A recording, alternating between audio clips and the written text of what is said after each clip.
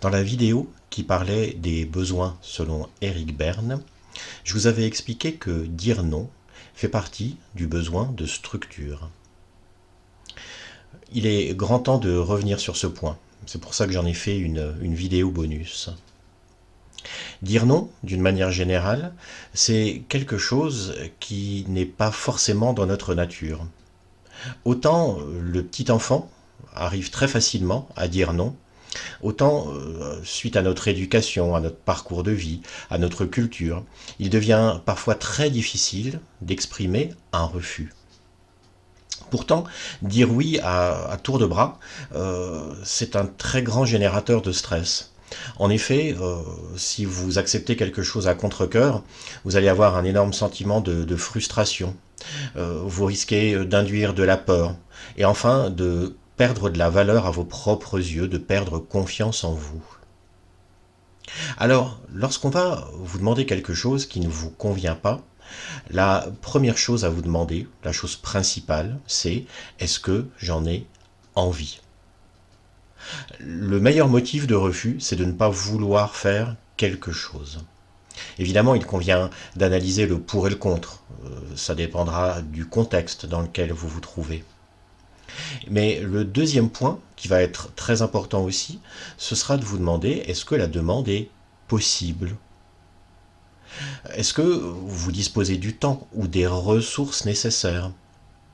Si vous venez maintenant me demander de vous prêter 20 000 euros, tout simplement, le refus sera motivé par le fait que la ressource n'existe pas, hélas. Donc, prenez déjà en compte ces deux éléments. Est-ce que j'en ai envie et est-ce que c'est possible? Parfois, vous avez la possibilité de préparer votre réponse. Parfois, vous êtes pris au dépourvu. C'est clair que dans ce cas, les conditions seront très différentes. C'est pour ça que si vous êtes pris au dépourvu, le premier élément qui sera intéressant, ce sera de temporiser. Si vous pouvez ne pas donner tout de suite une réponse, eh bien, jouez la montre. Tout simplement parce que ça arrive que la personne oublie sa demande. Ou bien tout simplement, elle va la formuler à plusieurs interlocuteurs. Auquel cas, quelqu'un va peut-être accepter sa requête et vous n'aurez plus à rentrer en matière.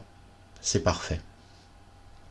Un autre moyen de temporiser, si vous êtes pris de court, ce sera déjà de demander à la personne de répéter sa demande. Et vous pourrez vous-même la reformuler.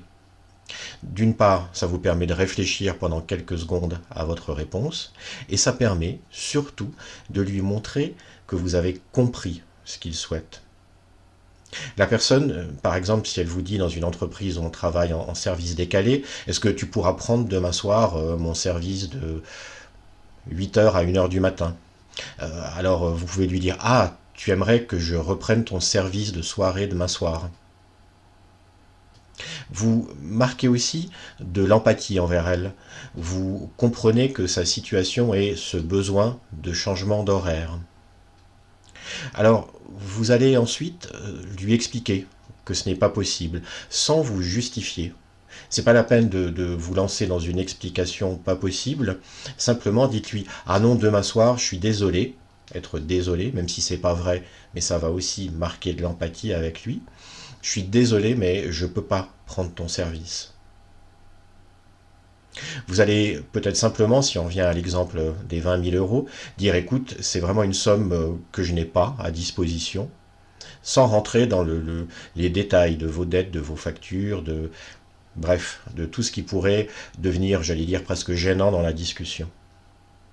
Par contre, ce qui sera très important là aussi pour toujours exprimer de l'empathie, pour montrer que vous avez compris la situation dans laquelle se trouve la personne, proposez-lui une alternative.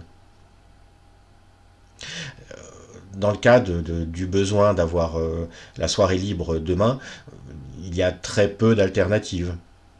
Peut-être simplement la possibilité de prendre 1 ou 2 heures de son service, si elle a besoin d'un temps assez court pour faire ce qu'elle a à faire.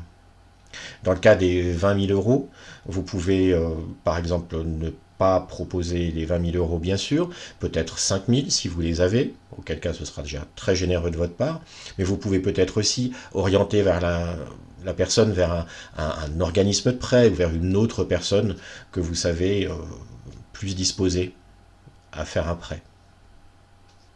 Enfin, vous devez systématiquement faire preuve d'assertivité. En clair, j'allais dire camper sur vos positions, être ouvert à la négociation, être ouvert à la discussion, proposer des alternatives, mais j'allais dire ne lâchez pas le morceau, ne revenez pas en arrière. Si vous avez dit non et que la personne sent que votre non est hésitant, elle va peut-être insister un peu. Vous allez vous sentir coupable, vous allez revenir en arrière et vous allez perdre en crédibilité, vous allez perdre en confiance en vous et on revient dans la problématique de départ. Ça veut dire que vous serez forcé à dire oui avec tout ce que ça peut être de désagrément, de stress et de frustration.